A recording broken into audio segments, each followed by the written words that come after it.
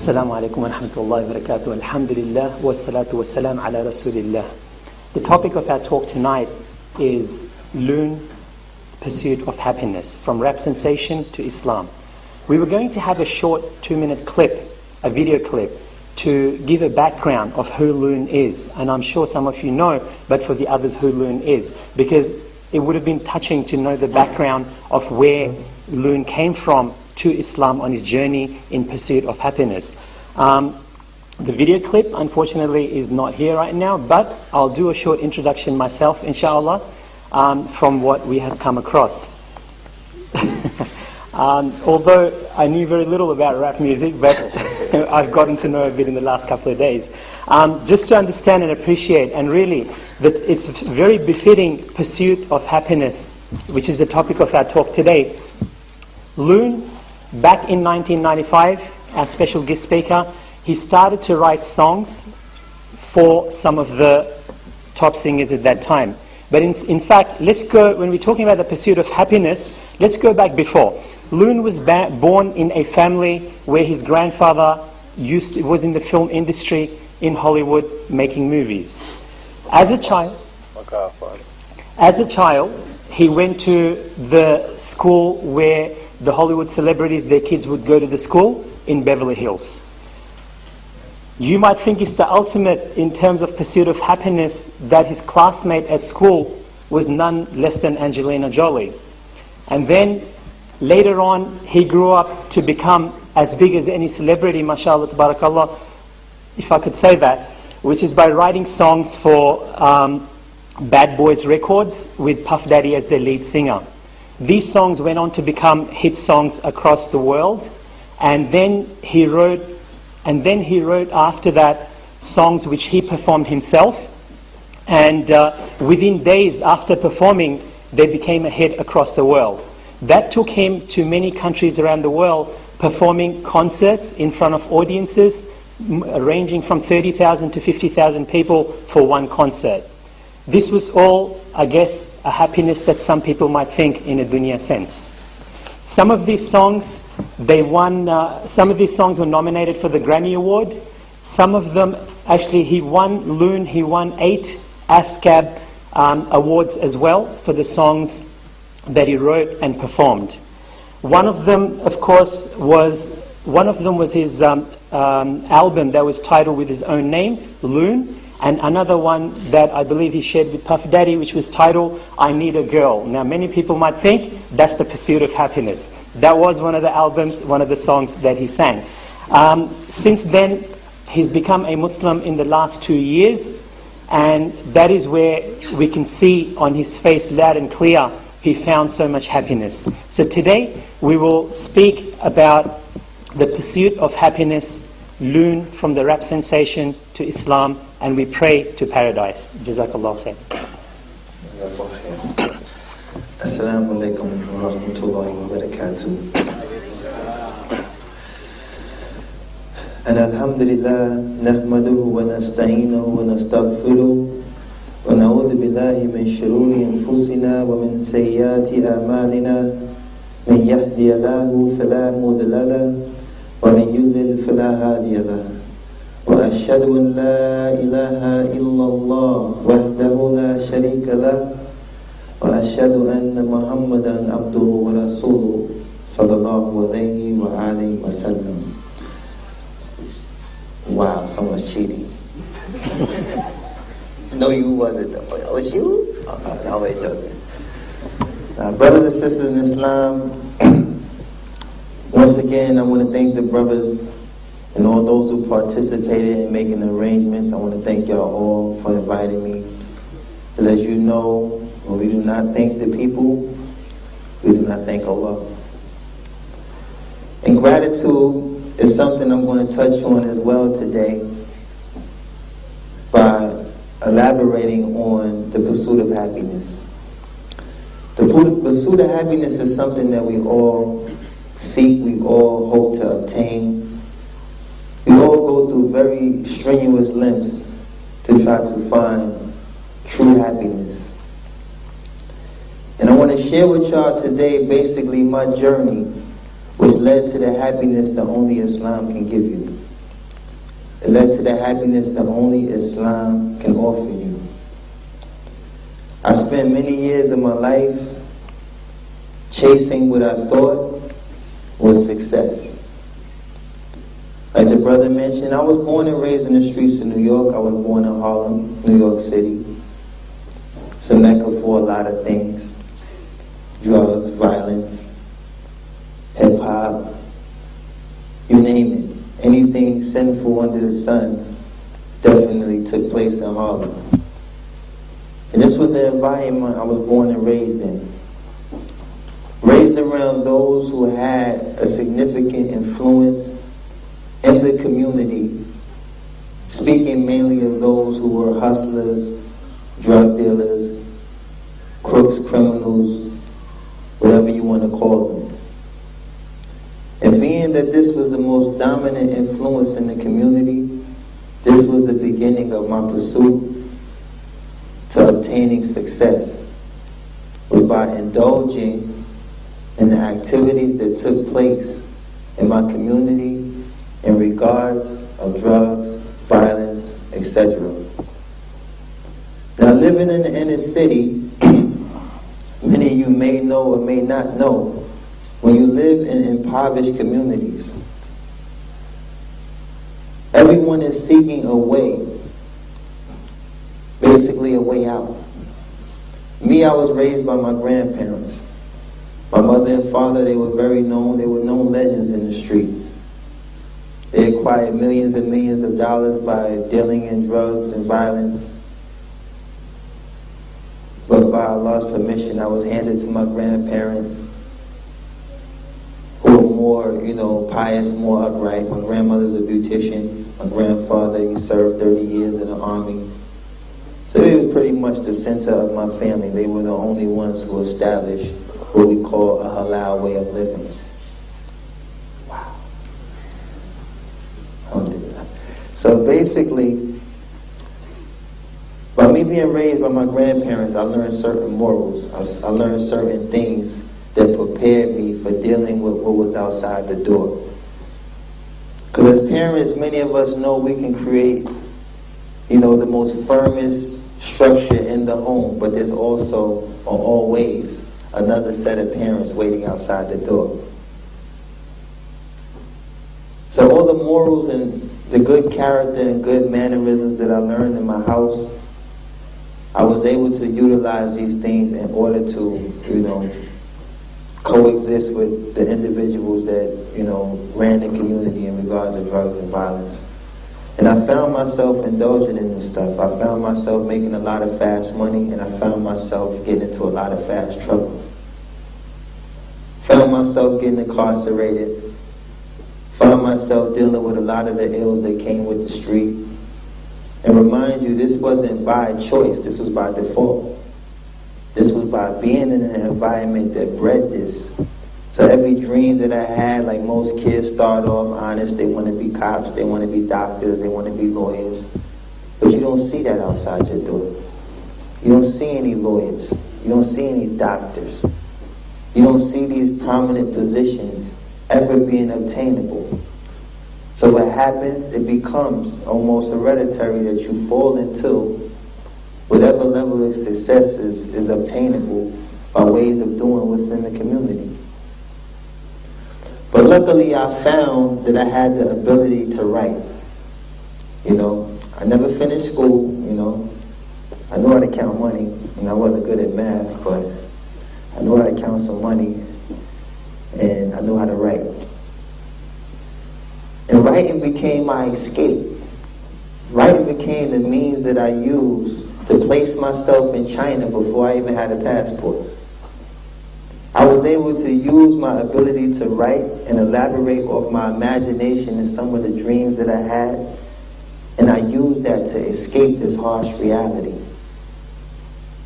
As soon as the song was over and the pen was dry, reality would sit right back in.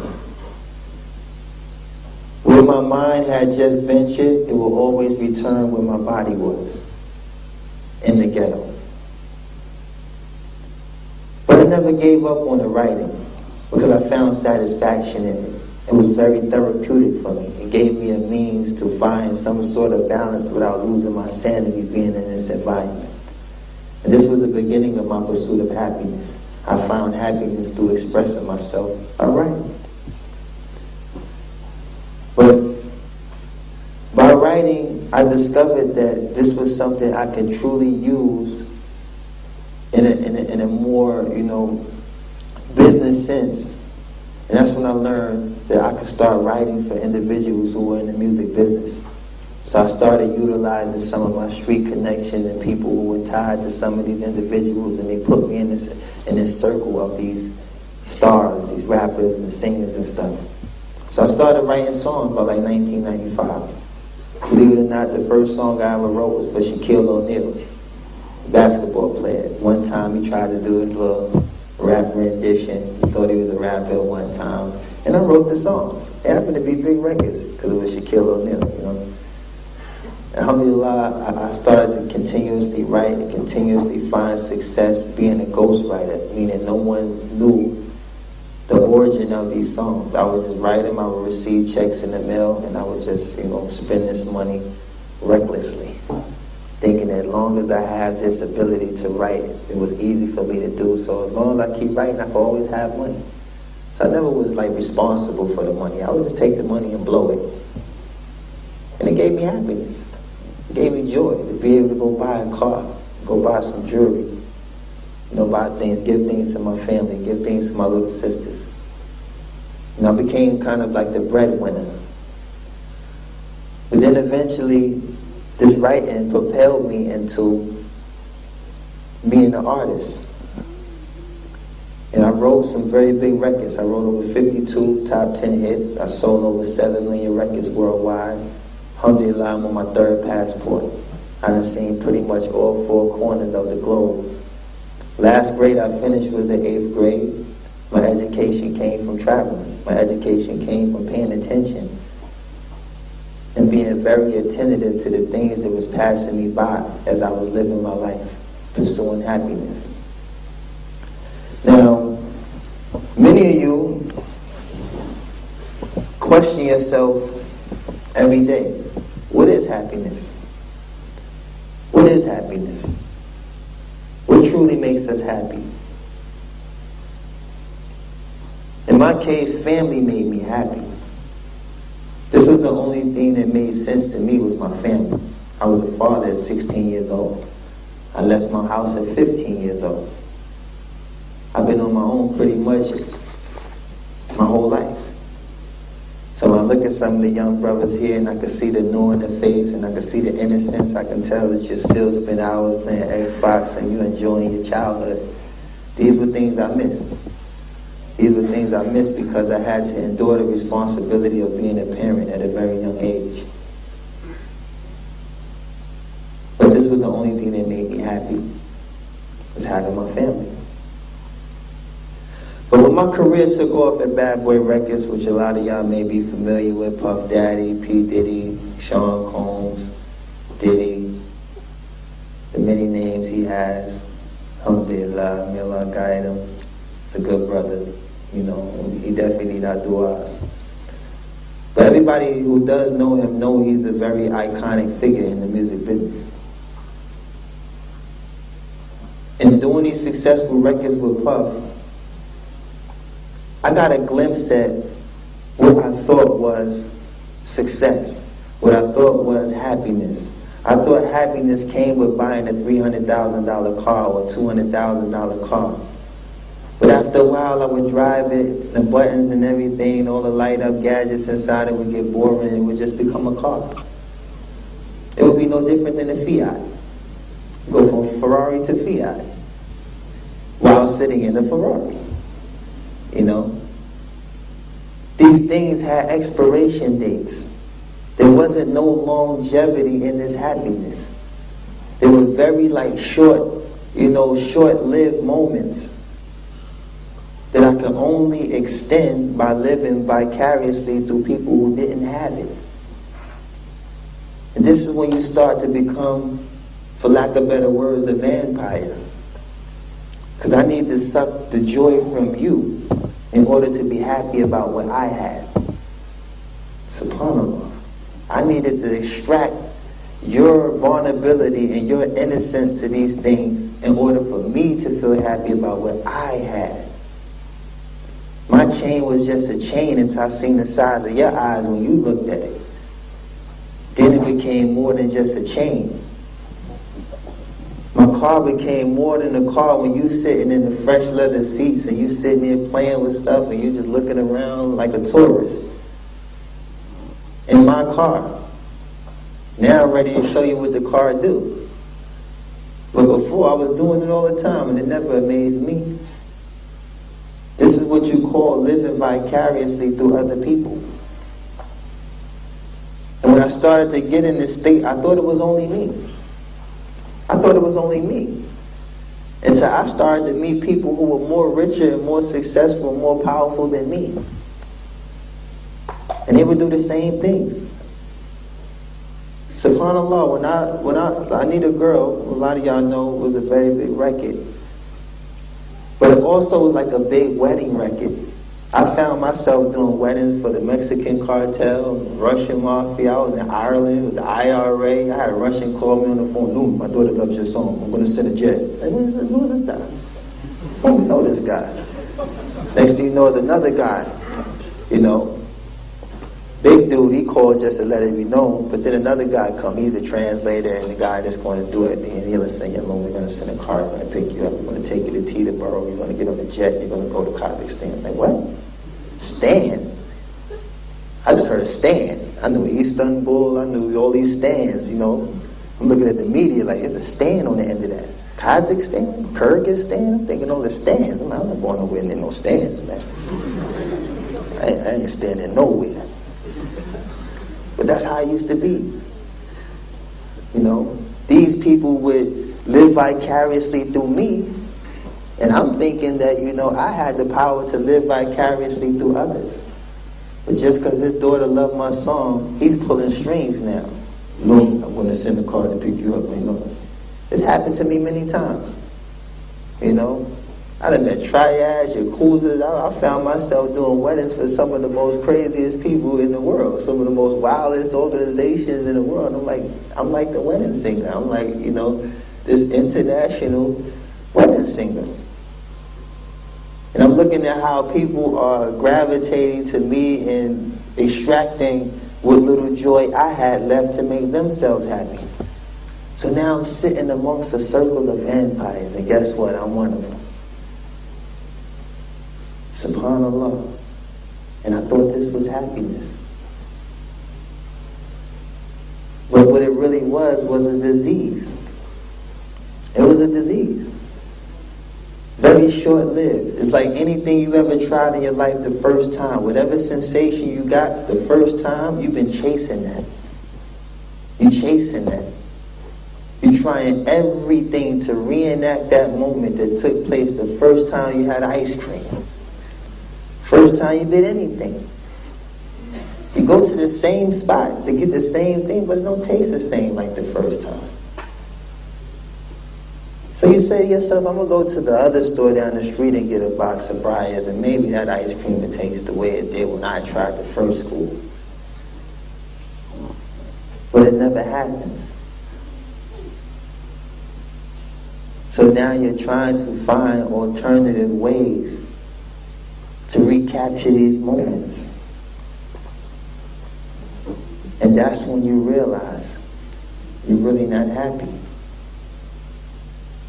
That's when you realize there's an emptiness now that needs to be filled.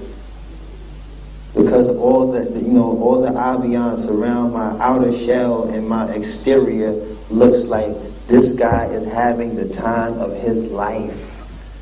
You are turning on a video, you're seeing 3-minute and 40-second frames of me, quote unquote, living it up.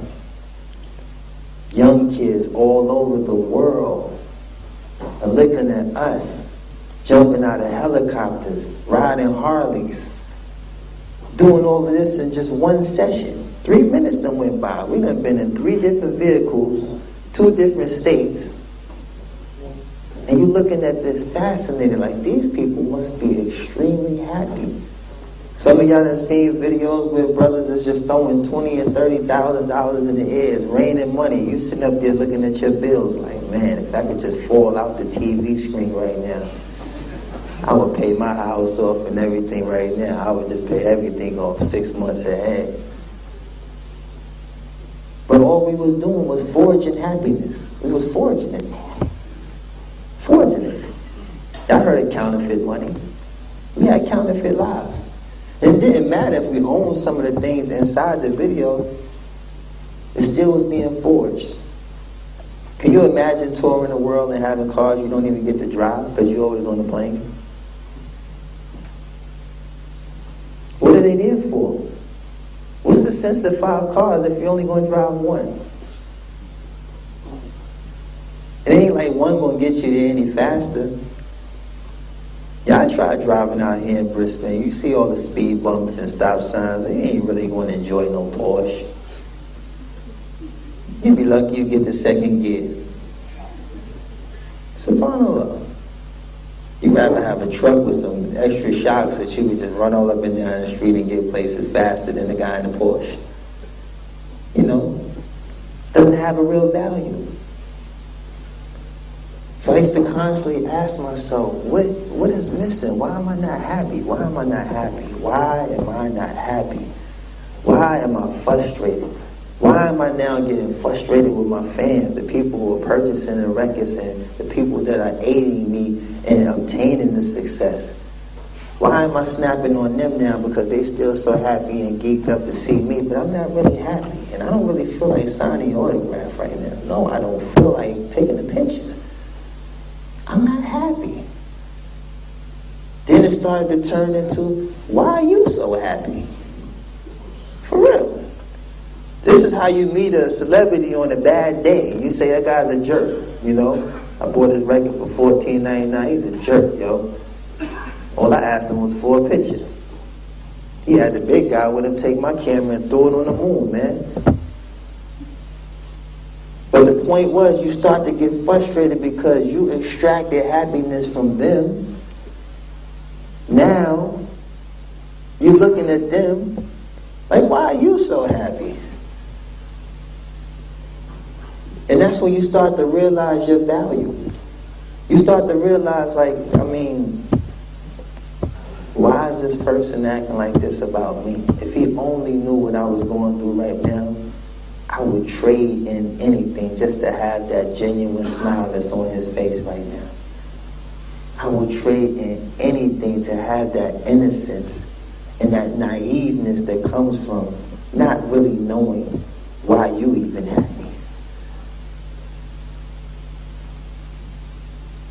I would have did anything to be as pure as the person standing before me. All he spent was $14.99. And he got everything he wanted. I may have spent hundreds and hundreds of thousands of dollars. And I just want what he got. And this is when I start paying closer attention to my surroundings. And this is when I discovered you, the Muslim. This is when I discovered the Muslim. This is when I started to travel the world and I started to pay so much attention to my surroundings, and what I saw once I left America was pieces and traces of Islam every place I went. I started to see people who didn't have much happy to serve their God.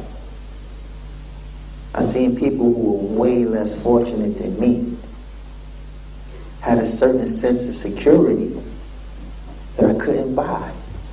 My security came with earplugs in their ear and a whole bunch of creatine in their system. That was my security. I was telling the brother about the brother that used to bodyguard me. He was shorter than me. He was a federal bondsman and he had a license to carry a gun anywhere in the world. So I'm walking around, me, a celebrity, with a guy shorter than me. How intimidating is my presence? They like, I'm going to beat him and shorty up. I take the chain from him or whatever. But the guy was a monster. You know? He was an animal, you know, vegetarian too. He ain't never eat no meat or nothing. It was just ridiculous.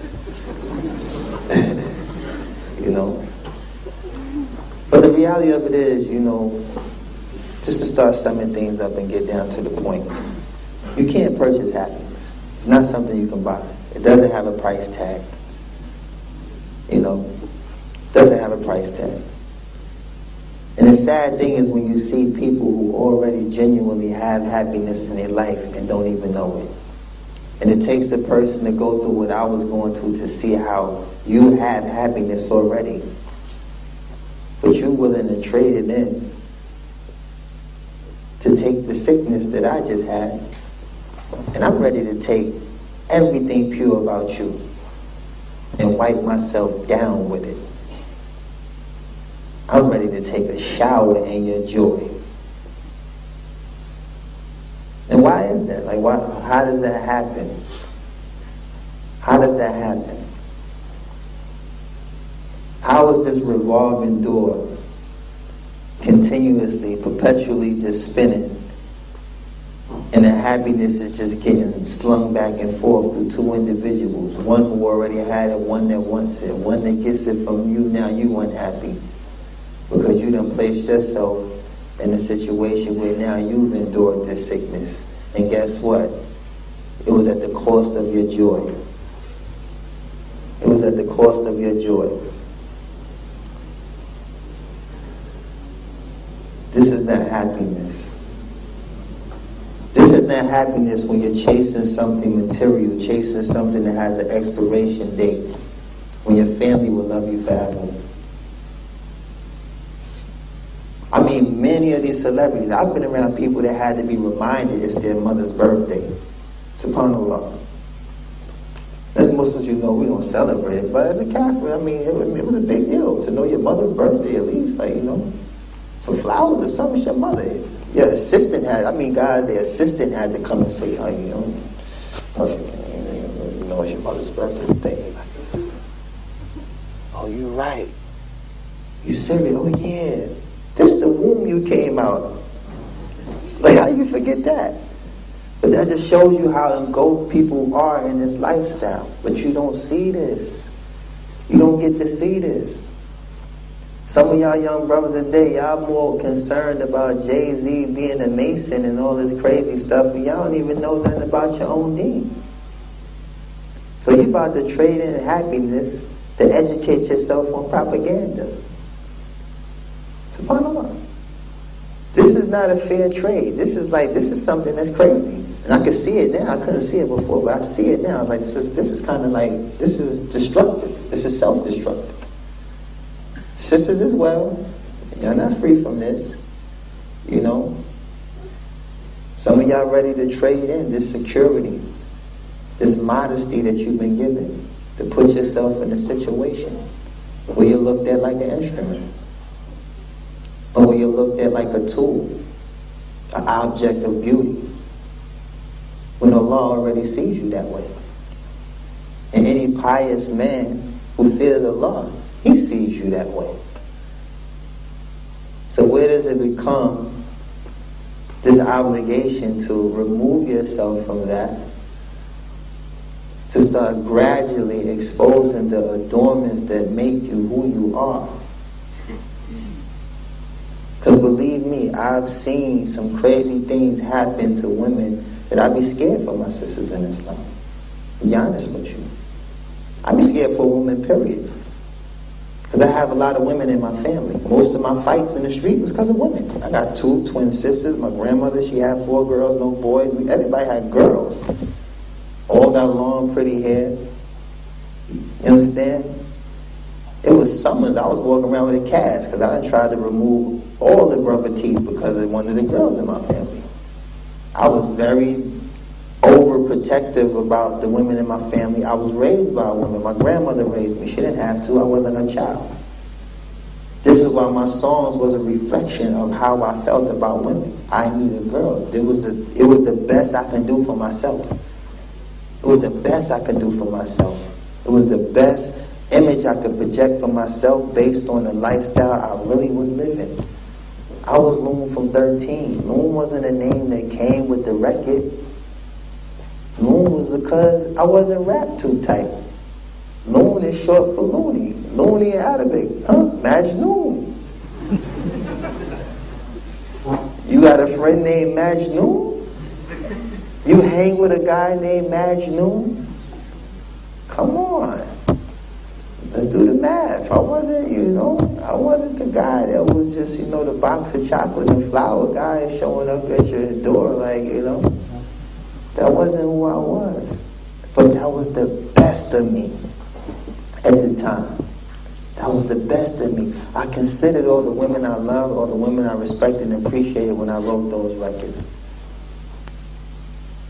And that's what kind of helped me abstain from that life when I started to see young girls who were forging their identification to get in some of these clubs. 16 years old, finding themselves, laying somewhere, and slipped a date rape drug. Never once gave away her chastity. But on this night, because of one foolish move that added a few too many numbers next to her age, put on too many layers of makeup, threw on a 3-inch heel, and found herself in a situation she wasn't even prepared for. And when these things used to happen in my career, I never wanted to be responsible for them because I knew my intention. My intention had nothing to do with those things. But after a while, I had to accept it because it was more common than rare. It started to happen more.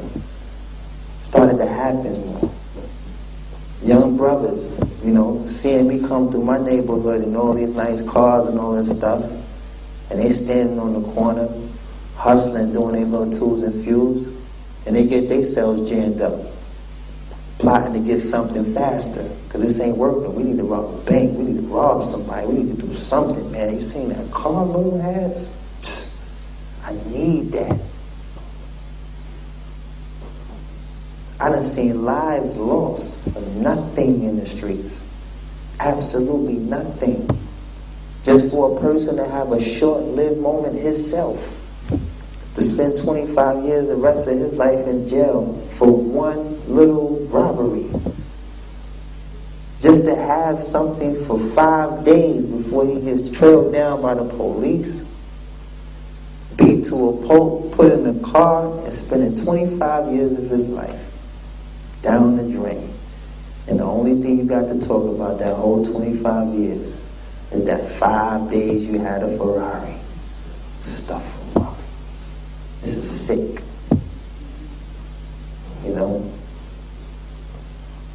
So we got to ask ourselves, what is happiness? What is happiness? What does Islam teach us about happiness? What is the real pursuit of happiness? I will tell you 3 of the 4 principles to the pursuit of happiness by Shaykh al-Islam Muhammad ibn Abdul Wahab. 1, when you are given, you are grateful. I repeat, when you are given, you are grateful. How much have we been given? And how truly grateful are we? This is the first step to pursuing true happiness. When you are given, you are grateful. By show of hands, how many brothers and sisters in here are born and raised Muslim? Not half a hands, put them up like on a roller coaster. Yeah, that's what I'm talking about. That's almost 90%. That's actually the whole room pretty much. How many are reverts such as myself? MashaAllah. How many of my brothers and sisters from Adam? Me and my non-Muslim brothers. No, you're my brother in Islam. I'm talking about from Adam. Because we all have the same father. Adam, any non-Muslims here? No. Okay. We've been given something. We've been given a mercy. We've been given the mercy of Allah subhanahu wa ta'ala when He sent the Prophet Muhammad sallallahu alaihi wasallam as a mercy to all mankind.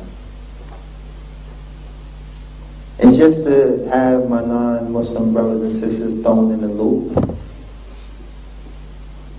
every nation before this nation today was sent a messenger. was sent a clear warning, only by the mercy of Allah, to warn the people to worship God and only God, to worship Allah and only Allah. And those that chose to follow that messenger will be saved on the day of resurrection. And those that neglected or deprived that call to Tawheed, meaning to worship God and God alone, on the day of resurrection they will be the losers. And this was something that happened repetitively, all the way up to the Prophet Muhammad sallallahu alaihi wasallam. The most diligent in this call to worshiping God and God alone was Noah, alayhi salam, Prophet Noah. For over 950 years he called the people to worship God and God alone. And if I'm not mistaken, may Allah forgive me, only 72 people I recall got on that ark. We got over 70 people here. How long did that take? Didn't take 950 years. If I said free food at the masjid, that joint to be full before I finish the sentence. Free.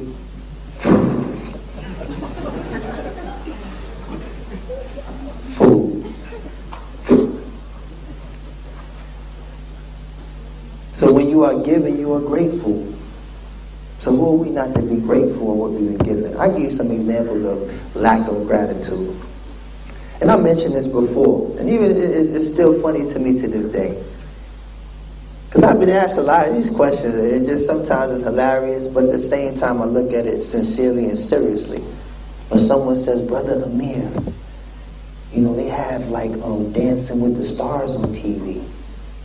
Why we can't have Dancing with the Sheikh? I'm looking at it, brother, like, you seriously want to answer to that? SubhanAllah, you really want it?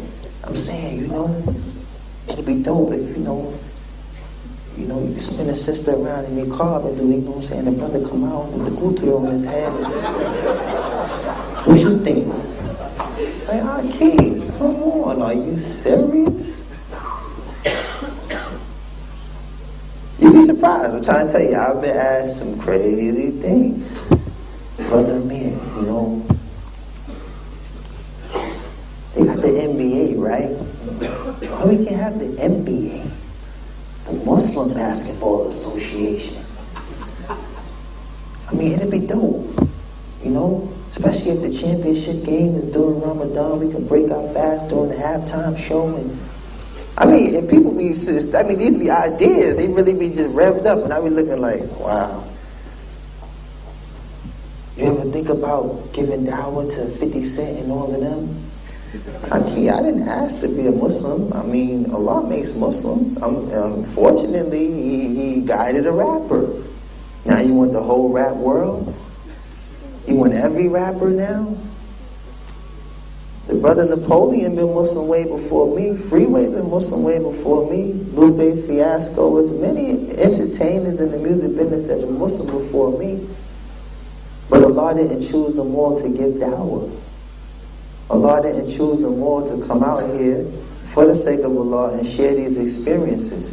They're actually still living it. And may Allah guide them. But this is where the lack of gratitude comes in. It's like this is where we find ourselves competing, like I just told you before, trying to extract the joy of others or trying to extract something that made others happy when Allah already gave us the guidelines to establishing and obtaining true happiness by way of adhering to our obligation and our purpose of creation. Is to worship the one who created us. Because if we die in that state of submission, only by Allah's mercy we enter His Jannah. We enter His paradise. It's not a cheap ride. It's not something you do from your lazy boy seat. Feet kicked up, remote in your right hand, drinking it, you sitting there like God knows what's in my heart. Yeah. He knows.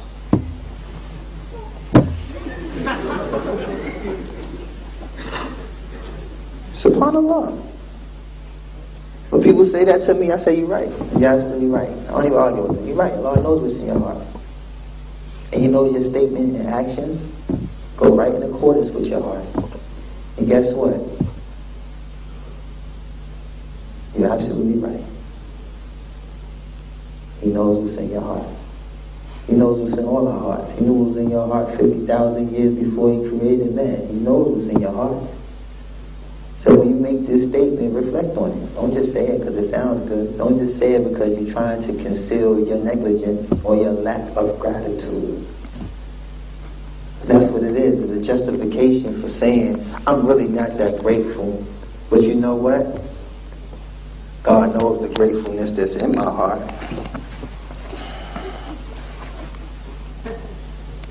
This is a lazy act of ibadah. This is not even really ibadah. This is not worship. Worship is taking the most beloved part of your body. Most beloved. For the sisters as well, this is the part you love. And placing it on the floor. That's gratefulness. That's gratitude. So when you are giving, you are grateful.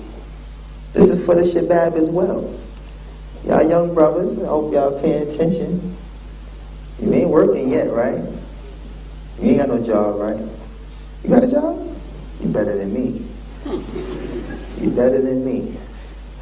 You know, right now, your job, you do have a job. You know what your job is? That's your obligation.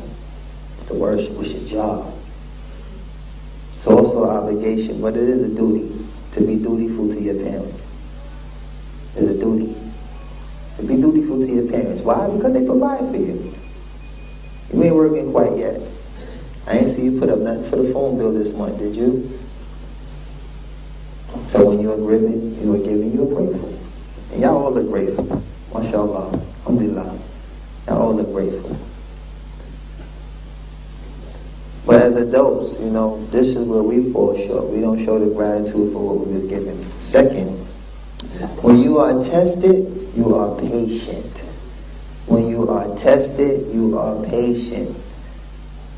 Why are we patient? Because we've been given the greatest incentive for being patient. After every hardship comes what? Ease. Ease. If somebody said, yo, Akhi, I need you to stand on this corner, sell oranges in the blazing hot sun for 5 hours and I'll give you $5 million. Your name will be Abu Tangerine, right? You be out there slinging oranges like it's no tomorrow. Get them while they hot. Sweat pouring off your head, you don't even feel it. You just throwing it. You just, Why? Because your incentive at that moment is dunya. But it's an incentive to actually make you move. To actually make you be patient with the sun, make you be patient with the customers, it makes you be patient with everything that is going to transcend as a form of hardship, because the incentive is what? $5 million. Which will soon disappear, trust me, especially after taxes. Y'all in Australia.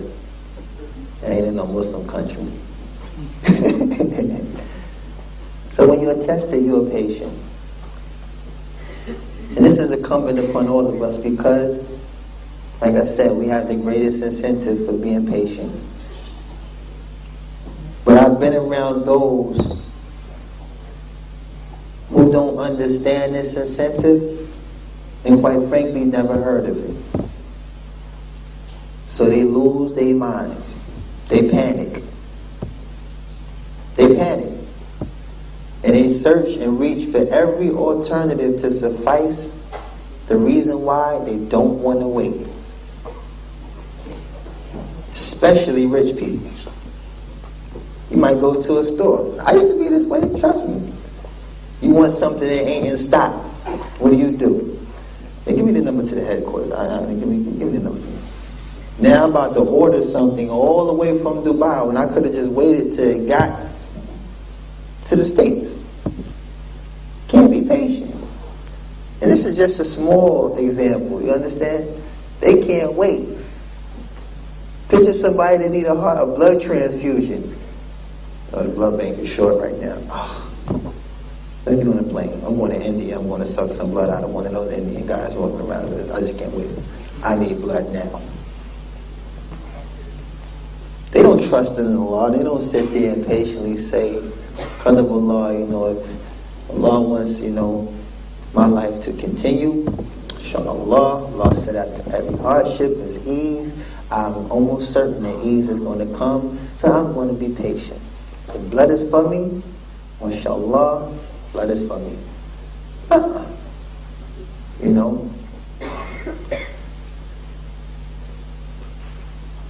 I've seen people, who are not even patient when it comes to reproducing children. It's like, I can't wait. I can't wait. You know what? I can't wait. I'm going to Kenya. I'm going to go rent me a kid. I'm going to buy me a kid. I'm just sick of this. I can't wait. I just can't wait. I want a child right now. Guys, like, please, baby, be patient. I mean, inshallah. No, we're going to Kenya. We're going to get us a kid. Now. So when you're tested, you're patient. And last but not least, when you are sinful, seek forgiveness. This is the one that is truly neglected. When you are sinful, seek forgiveness. Do not just accept defeat. Do not just say, because I hate this when I hear young brothers say, oh, mashallah, brother Amir, you gave us so much, you're a Muslim, alhamdulillah, but me, myself, I'm a bad Muslim. Like, where did you come up with that? Why are you a bad Muslim? What did you do that the man that killed 100 people didn't do? The man killed 99 people. And his tawbah was accepted.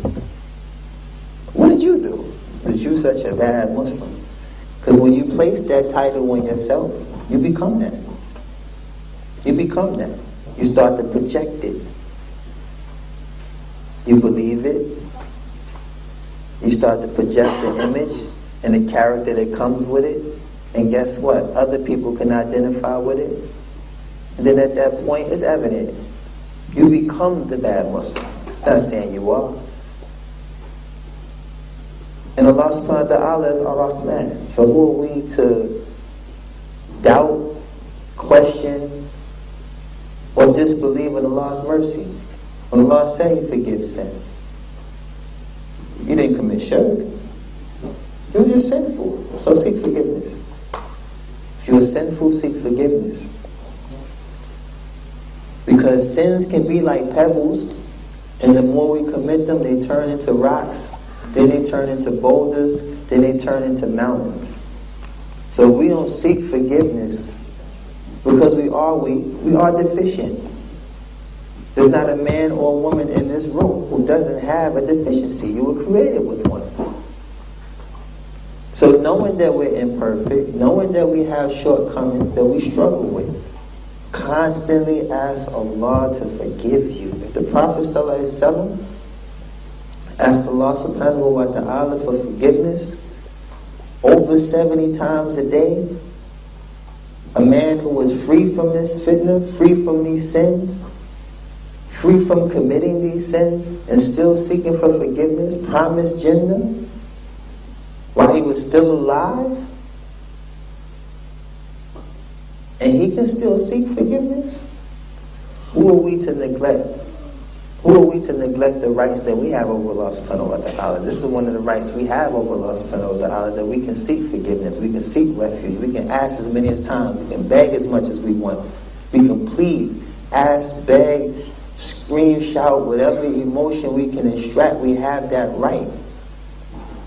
Because we've been commanded to worship Him and nobody else, to seek refuge in Him and nobody else. So we have our direct source. So who are we to deprive ourselves of that by not seeking forgiveness? So this is the true pursuit of happiness. The true pursuit of happiness is submission. Submission. Submitting and sacrificing everything that you thought was going to make you happy for what will truly make you happy. Because Allah's promise is true. Allah's promise is true. I can put my faith in any one of you brothers for the sake of Allah. And you can strive to comply for the sake of Allah. But based on the fact that you have a deficiency, there's a chance you will let me down. Doesn't have to be your intention. Doesn't mean you meant to. But you can let me down. But the only one that's free from this deficiency is Allah Azza wa Jal. So in order to find happiness, I would much rather place my faith, my trust, and everything into the Creator of the heavens and the earth and everything in it, because He's free from this deficiency. He's free from these shortcomings. He doesn't have to get on the highway during rush hour. Because that would be a worthy excuse, right, why you ain't show up. Allah doesn't do traffic jam. So I want y'all to ponder on these things, because these are principles that I actually implement in my life all the time. Since I've been a Muslim, this definitely is something that is repetitive in my thought process, is that when I'm giving, I'm grateful. And I've been given a lot. I've been given the opportunity to free myself from my past sins. I've been given the opportunity to rid myself of these artificial perks that I used to have in my life that I called joy and happiness. I was able to free myself from a circle of people who were only bloodsuckers. I was able to find an opportunity to be obedient when I didn't want to listen before. I never wanted to listen before. I was hard-headed. I did not want to hear nothing. I hated authority. I truly hated police. I hated anybody that had the authority to tell me what to do. So you know, being incarcerated had to be the nightmare for me. Because you telling me when to use the bathroom, when to turn the lights out, when to eat. I could not deal with that. So now being obedient is rewarding. And I know that. Why? Because once again, Allah subhanahu wa ta'ala promise is true. So when you are giving, you are grateful. When you are tested, you are patient. And when you are sinful, seek forgiveness. And considering these principles will definitely keep you on the path of pursuing what is truly happiness. And that's submitting to the will of Allah, worshiping Allah subhanahu wa ta'ala alone and associating no partners, striving hard to the best of your ability to implement the sunnah of the Prophet sallallahu alaihi wasallam and his companions, radiallahu anhum ijma'in. This is incumbent upon us. This is obligatory upon us. To be in opposition of this, you are destined. You are destined for doom. You are destined for the complete opposite of happiness. And understand that happiness in this dunya should be the thing that Allah made permissible for us to have. We should be sufficient with that. We should be content with that. Accept that as a happiness and not search for anything other than that. Because the real true happiness is when we're all called back and we have to stand before Allah subhanahu wa ta'ala and be held accountable for what we said, what we did with our wealth, what we did with our time, what we did with our health. We will be questioned for all these things. So when you're given, be grateful. When you're tested, be patient. And when you are sinful, seek forgiveness. Jazakallah khair. Assalamu alaikum wa rahmatullahi wa barakatuh. Jazakallah khairan to brother. We'll now have